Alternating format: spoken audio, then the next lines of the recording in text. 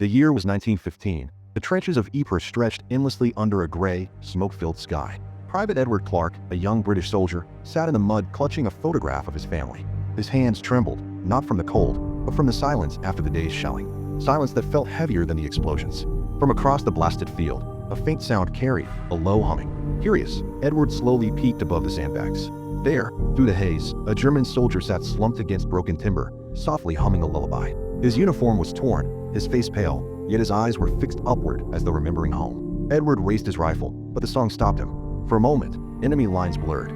He thought of his own child back in London, how his wife used to sing the same tune to lull her to sleep. Instead of firing, Edward lowered his weapon.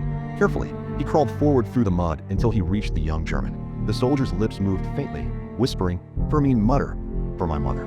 He handed Edward a small, folded piece of paper. It was a letter, unfinished, but signed with a mother's name. Edward tucked it into his pocket. He whispered, "I'll make sure it gets there." As the sun rose over Ypres, cutting through the smoke and ruin, Edward realized that history would remember battles and strategies, but not the small, fragile promises like this.